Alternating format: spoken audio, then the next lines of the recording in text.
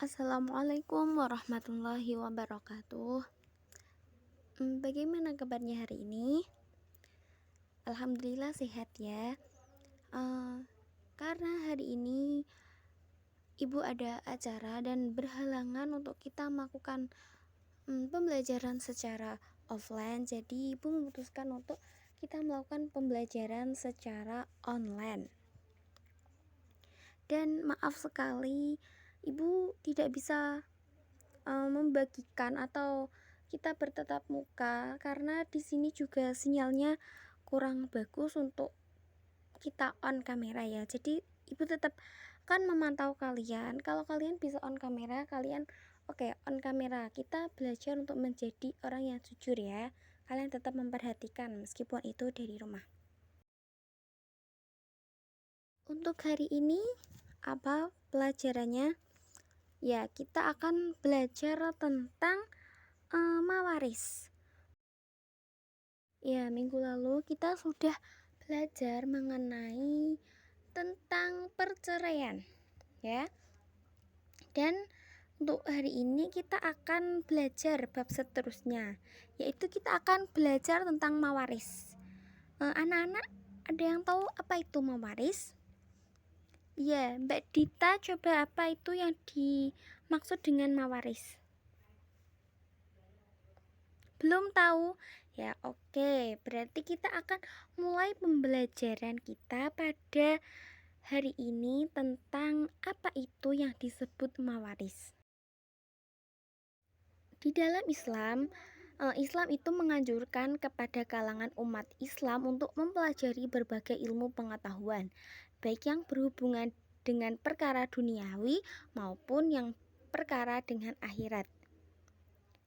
Tujuan mempelajari ilmu mawaris atau disebut dengan ilmu faraid adalah agar setiap orang muslim mengetahui siapa saja yang berhak mendapatkan warisan dan yang tidak, sehingga tidak akan terjadi pengambilan hak saudaranya yang lain secara semena-mena.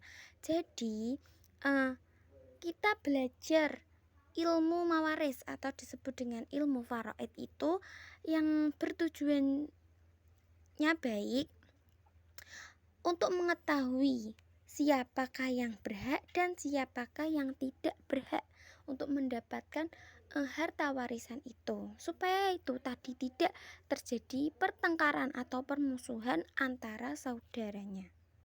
Sambil ibu menerangkan tentang pelajaran mewaris, kalian juga bisa membuka buku paket kalian yang sudah dibagikan dari sekolah. Itu ada di halaman 148, 149 itu sudah mulai yang halaman pertama ya.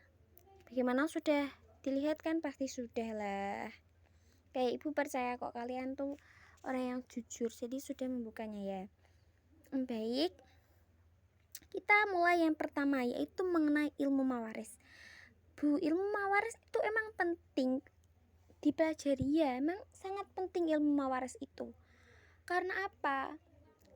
Uang ya, namanya uang atau harta benda itu jika tidak diluruskan, bahkan itu yang namanya saudara atau apa ya namanya, ya saudara terus ya teman, itu bisa menimbulkan perpecahan dengan uang itu sendiri. Makanya ilmu mawaris itu sangat penting dipelajari. Baik, yang pertama adalah ilmu mawaris. Pengertian dari ilmu mawaris itu sendiri seperti apa sih? Jadi dari segi bahasa, kata mawaris, al-mawaris merupakan bentuk jamak dari kata mairosun yang artinya harta yang diwariskan. Adapun makna istilahnya adalah ilmu tentang pembagian harta peninggalan setelah seseorang meninggal dunia. Ilmu mawaris disebut juga al-ilmul faraid. Kata faraid sendiri ditinjau dari segi bahasa merupakan bentuk jamak dari kata faridah, faridoton ya. Tulisnya seperti itu yang sudah ibu tulis itu. yang bermakna ketentuan, bagian atau ukuran. Jadi bisa dikatakan bahwa ilmu faraid adalah disiplin ilmu yang membahas tentang ketentuan-ketentuan atau bagian-bagian yang telah ditentukan untuk masing-masing ahli waris. Jadi seperti itu. Ilmu faraid itu adalah ilmu untuk menentukan bagian-bagian dari harta warisan kepada ahli warisnya. Seperti itu ya. Bisa dipahami? Oke, bisa. Kita lanjut. Tetap dalam ketentuan Islam itu, semua perkara itu ada rukun-rukunnya. Dan di sini rukun dari mawaris itu ada 3. Yang pertama al-waris, yang kedua muwaris, yang ketiga maurus. Waris itu sendiri yaitu orang yang mendapatkan harta warisan. Seseorang yang berhak mendapatkan harta warisan karena salah satu dari 3 sebab. Jadi yang menjadikan orang itu disebut waris itu harus mempunyai 3 sebab. Sebab yang pertama adalah hubungan nasab atau hubungan darah, hubungan pernikahan,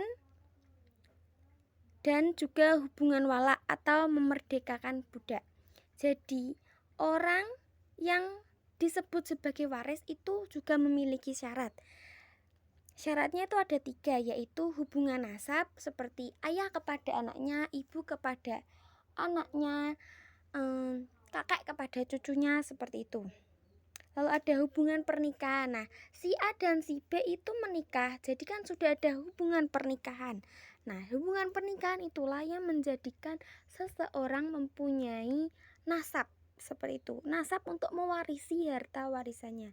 Dan syarat yang ketiga itu adalah hubungan wala atau memerdekakan budak. Contohnya seperti ini, si A itu mempunyai budak dan dia memerdekakannya.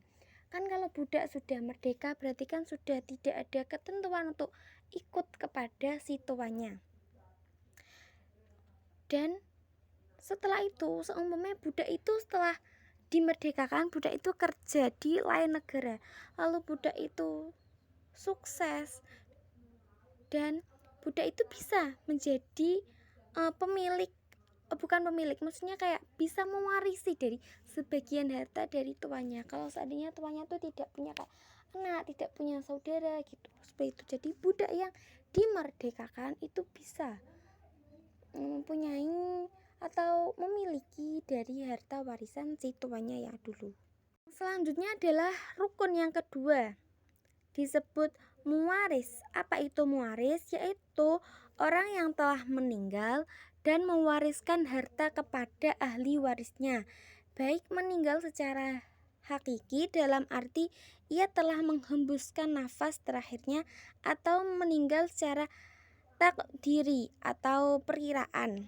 Semisal ada orang yang telah lama menghilang dan tidak ada kabar diketahuinya, lalu tiba-tiba orang itu kayak kembali dalam sehat walafiat. Nah, itu berarti orang itu disebut dengan meninggal secara takdiri.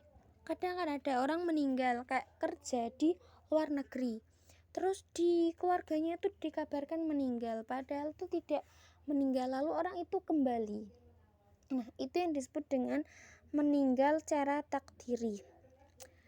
Selanjutnya rukun yang ketiga yaitu maurus. Maurus itu apa? Yaitu harta warisan yang siap dibagikan kepada ahli waris setelah diambil untuk kepentingan pemeliharaan jenazah, pelunasan hutang mayit, dan pelaksanaan wasiat mayit. Jadi maurus itu adalah hartanya, ya, harta peninggalan si mayit tersebut. Tapi bisa dikatakan maurus itu jika sudah memenuhi seperti kayak pemeliharaan jenazah, pasti kan butuh kayak membeli kafan terus dan lain sebagainya. Terus seandainya mayit punya hutang, lalu kayak mayit punya wasiat apa, nah setelah itu semua clear, baru ahli waris dari si mayit itu bisa mendapatkan atau bisa membagi harta warisannya. Sampai sini ada yang ditanyakan mungkin tentang pengertian dari ilmu mewaris dan juga rukun dari mewaris. Oke, karena tidak ada yang bertanya, mungkin belum ada yang bertanya ya. Ibu lanjutkan lagi, yaitu hukumnya mempelajari ilmu mewaris. Jadi setiap ilmu itu ada hukum-hukumnya sendiri untuk dipelajari. Itu baik enggak untuk kita atau menimbulkan yang tidak baik seperti itu. Jadi para ulama berpendapat bahwa mempelajari dan mengajarkan ilmu mewaris itu adalah hukumnya fardu kifayah. Artinya, jika telah ada sebagian kalangan yang mempelajari ilmu tersebut, maka kewajiban yang lain telah gugur. Jadi seperti ini. Dalam mempelajari ilmu mewaris itu dikatakan hukumnya adalah fardu kifayah apabila contohnya di suatu desa itu sudah ada yang mempelajari. Akan tetapi bila di suatu daerah atau di suatu desa belum ada yang mempelajari ilmu tersebut, nah itu berarti hukumnya berubah menjadi fardu ain, bahwa setiap orang wajib dalam mempelajarinya. Kalau dalam suatu desa nggak ada yang tahu, nggak ada yang mengerti ilmu faraid itu, nah satu desa itu bisa dosa semua. Maka dari itu pasti setiap desa itu ada yang, suatu daerah lah ada yang paham dalam ilmu faraid. Nah itu para ulama menyimpulkan bahwa ilmu faraid itu mempelajarinya hukumnya adalah fardu kifayah. Selanjutnya adalah sumber hukum ilmu mewaris. Jadi di dalam Al-Quran dan hadis itu ilmu mewaris juga diterangkan. Salah satunya di dalam Quran surah An-Nisa ayat 7 yang menerangkan, yang artinya adalah sebagai berikut. Bagi orang laki-laki ada hak bagian dari harta peninggalan dari ibu dan bapaknya dan kerabatnya, dan bagi wanita ada hak bagian pula dari harta peninggalan ibu, bapak, dan kerabatnya, baik sedikit atau banyak menurut bagian yang telah diterapkan. Jadi pembagian harta warisan itu juga diterangkan di dalam Al-Quran. Nah selanjutnya adalah sebab-sebab seseorang mendapatkan warisan. Jadi bukan tanpa alasan orang itu mendapatkan warisan. Mosok gak kenal ujuk-ujuk mendapatkan harta warisan, itu tidak mungkin ya. Jadi orang yang mendapatkan harta warisan itu pasti ada sebab-sebabnya. Di dalam fikih sendiri, orang yang mendapatkan harta warisan itu, sebab orang yang mendapatkan harta warisan itu ada 4. Yang pertama adalah sebab nasab atau hubungan keluarga. Nasab yang dimaksud di sini adalah nasab yang hakiki, artinya hubungan darah atau hubungan kerabat, baik dari garis atau dari leluhur si mayat. Garis keturunan atau furu'ul mayit maupun hubungan kekerabatan garis menyimpang atau yang disebut al-hawashi, baik laki-laki maupun perempuan. Misalnya seorang anak akan memperoleh harta warisan dari bapaknya dan sebaliknya, atau seseorang akan memperoleh harta warisan dari saudaranya dan lain-lain. Maksudnya seperti ini. Sebab seseorang mempunyai warisan atau mendapatkan warisan itu yang pertama adalah sebab nasab yang hakiki. Contohnya kayak ayah kandung kepada anaknya atau ibu kepada anaknya. Jadi yang dimaksud dengan nasab hakiki itu adalah garis keturunan itu masih senasab dengan faraul mayit. Yang kedua adalah sebab pernikahan yang sah, bukan pernikahan yang siri. Jadi pernikahan yang sah adalah pernikahan baik secara sesuai dengan agama dan sesuai dengan negara. Juga yang dimaksud dengan pernikahan yang sah adalah berkumpulnya suami istri dalam ikatan pernikahan yang sah. Baik keduanya dimulai muncul dengan istilah yang baru dalam ilmu mewaris seperti jazil furud asobah. Dan masih banyak lagi ya. Yang selanjutnya adalah sebab wala atau yang tadi sudah ibu sebutkan, atau sebab jalan memerdekakan budak.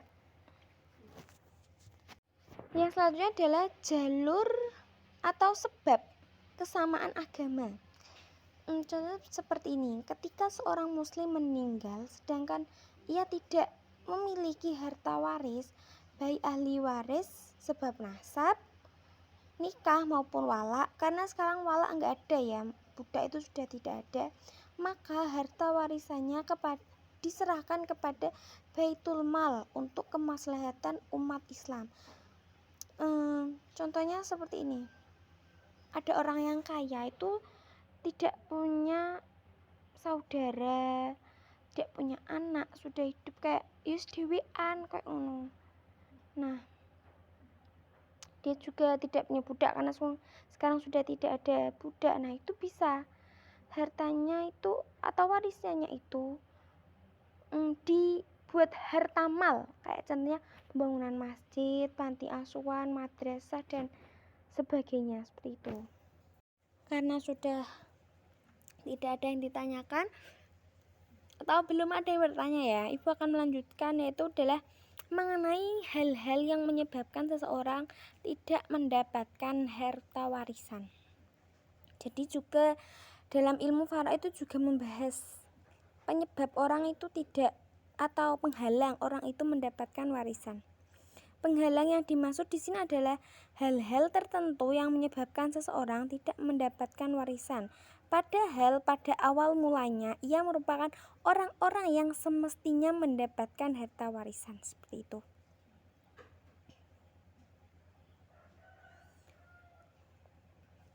Dan yang pertama di sini adalah penyebab seorang yang tidak mendapatkan harta warisan. Yang pertama adalah membunuh atau al-qatil. Orang yang membunuh salah satu anggota keluarganya, maka ia tidak berhak mendapatkan harta warisan dari yang terbunuh. Seperti contohnya kayak perebutan warisan, dan kayak dia membunuh dari saudaranya yang seharusnya juga mendapatkan warisan, mungkin dikarenakan kayak pembagian yang kurang atau pembagian yang tidak adil. Nah, dia membunuh, mungkin dengan membunuh itu kayak bisa hartanya itu dilimpahkan ke dia semuanya, seperti itu. Dan itu juga menyebabkan dia tidak bisa mendapatkan warisan yang seharusnya dia bisa mendapatkannya. Yang selanjutnya adalah budak. Seseorang yang berstatus sebagai budak tidak berhak mendapatkan harta warisan dari orang tuanya. Demikian juga sebaliknya, orang tuanya tidak berhak mendapatkan warisan dari anaknya yang berstatus budak. Karena ketika seseorang menjadi budak, maka ia berada di bawah penguasaan orang lain atau di bawah penguasaan dari si tuannya. Jadi, penyebab seseorang tidak mendapatkan harta warisan itu yang kedua adalah budak ya. Yang pertama tadi membunuh, yang kedua budak. Nah, selanjutnya adalah yang ketiga adalah orang yang murtad. Murtad artinya keluar dari Islam. Jadi, orang murtad tidak berhak mendapat harta warisan dari keluarganya yang beragama Islam. Jadi, seandainya seperti ini. Si A itu menikah dengan si B yang tidak beragama Islam. Lalu si A keluar dari Islam yang disebut murtad, padahal orang tua si A itu beragama Islam. Nah, setelah si A itu murtad, berarti si A tidak berkewenangan atau si A itu tidak berhak untuk mendapatkan harta warisan dari orang tuanya karena dia sudah keluar dari Islam. Selanjutnya adalah perbedaan agama. Nah, seorang muslim tidak dapat mewarisi harta warisan orang non-muslim meskipun masih kerabat keluarganya. Demikian juga sebaliknya.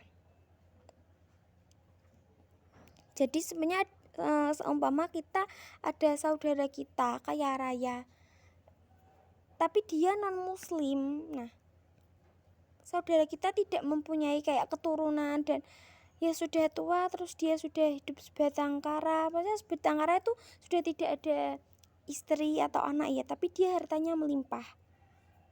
Nah, seperti itu tuh kita juga orang Islam tidak berhak untuk mendapatkan harta peninggalan atau harta warisan dari orang yang non-muslim tersebut.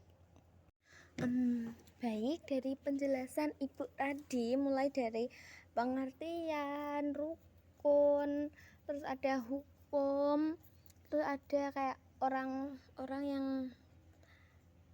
mendapatkan warisan, terus ada penyebab orang tidak dapat mewaris atau tidak dapat warisan. Mungkin ada yang ditanyakan dari penjelasan tadi, kan juga di buku sudah ada ya, jadi kalian sudah bisa sambil membacanya. Oke, mungkin tidak ada yang ditanyakan, jadi sesuai dengan pembelajaran kita, Ibu akan membuat kalian menjadi satu kelas berapa? 25 ya. Jadi kita membuat 5 kelompok. Satu kelompok berisi 5 anak. Ya, oke. Ditentukan sekarang aja. Bisa urut absen atau terserah acaan, bisa.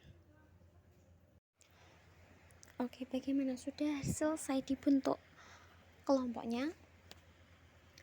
Oke. Kalau sudah dibentuk kelompoknya, Ibu ada pertanyaan seperti ini. Ini kelompok ya. Seperti ini.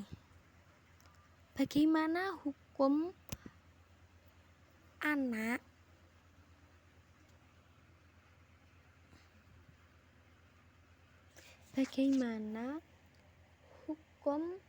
harta warisan yang akan diberikan kepada anak dari hubungan yang orang tuanya itu, yang si ibunya hamil di luar nikah. Jadi seperti ini.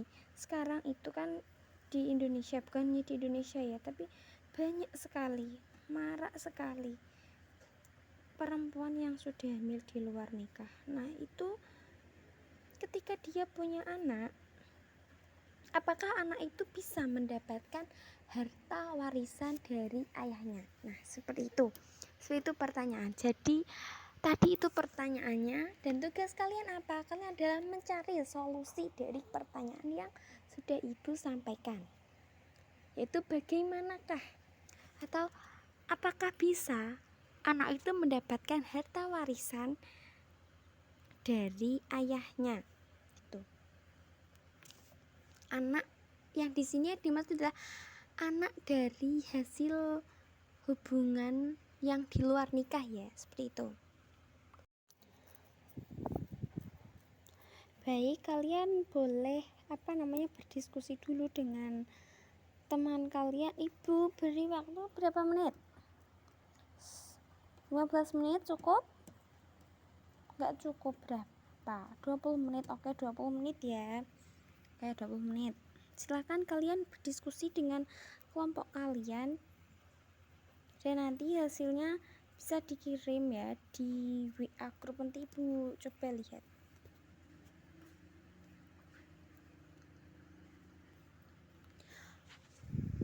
Oke, sekarang sudah 20 menit lebih, dan kelompok 1 juga sepertinya sudah menyetorkan hasil diskusi kelompoknya ya.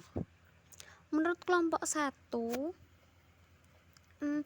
anak hasil dari zina atau orang tuanya itu hamil di luar nikah, tidak ada ikatan, itu tidak berhak mendapatkan harta warisan dari nasab ayahnya atau kerabatnya. Karena apa? nasab dari anak yang orang tuanya zina atau belum ada ikatan, meskipun setelah mengetahui bahwa si perempuan itu hamil dilangsungkannya akad, tapi di dalam dalam bahasanya kayak prosesnya, nah itu kan tidak ada ikatan yang sah. Nasab anak tersebut diikutkan kepada ibunya. Ya, jadi menurut kelompok 1 itu tidak dapat mewarisi karena tidak senasab dengan ayahnya atau nasab dari kerabatnya, karena anak tersebut dinasabkan kepada ibunya. Seperti itu ya, betul sekali menurut kelompok 1. Baik, selanjutnya menurut yang kelompok 2 ya. Baik, dilanjutkan yang menurut kelompok 2. Kelompok 2 bagaimana? Coba di-share ulang jawabannya. Oke, menurut kelompok 2 mengambil menurut pendapat dari hukum perdata ya. Nah, di hukum perdata ini menurut kelompok 2, seorang anak hasil dari hubungan di luar nikah atau zina itu bisa mendapatkan warisan apabila diakui oleh kedua orang tuanya. Begitu. Jadi kalau yang mengakui hanya salah satunya itu tidak bisa mendapatkan harta warisan. Bisa mendapatkan harta warisan karena diakui oleh kedua orang tuanya. Seperti itu. Jadi kalau menurut kelompok 1 tadi, menurut pandangan Islam, si anak tidak bisa mendapatkan harta warisan karena si anak tidak senasab dengan ayahnya atau kerabat dari ayahnya. Sedangkan menurut hukum perdata bisa mendapatkan warisan apabila diakui oleh kedua orang tuanya dan bukan hanya salah satunya. Seperti itu ya, bisa dipahami mungkin. Oke, karena waktu kita tidak banyak juga, mungkin kelompok yang selanjutnya bisa kita bahas minggu depan sambil kita melanjutkan pembelajaran yang akan datang ya, kelompok 3, 4, dan 5 ya. Oke. Jadi cukup sekian pembelajaran hari ini tentang bab mewaris dan masalah mewaris tadi. Jadi masalah kita sudah terpecahkan ya. Bagaimana hukum anak dari hubungan di luar nikah bisa mendapatkan warisan atau tidak begitu. Jadi masalah kita terpecahkan. Kita menurut 2 pandangan ya, menurut hukum Islam dan menurut hukum perdata. Jadi oke, sampai di sini dulu pembelajaran kita hari ini. Sekian dari saya, mohon maaf ya apabila untuk pertemuan kali ini belum bisa secara offline, belum bisa secara tatap muka. Seperti yang kemarin kita kan tatap muka, untuk hari ini kita secara online, secara melalui virtual. Ya, Ibu mohon maaf sekali. Dan semoga yang tadi saya sampaikan bermanfaat untuk kalian semua. Tetap semangat belajarnya. Jangan lupa pembelajaran hari ini dan pembelajaran yang akan datang kita pelajari ya, dipelajari secara bersama. Oke, sekian dari saya. Wassalamualaikum warahmatullahi wabarakatuh. See you.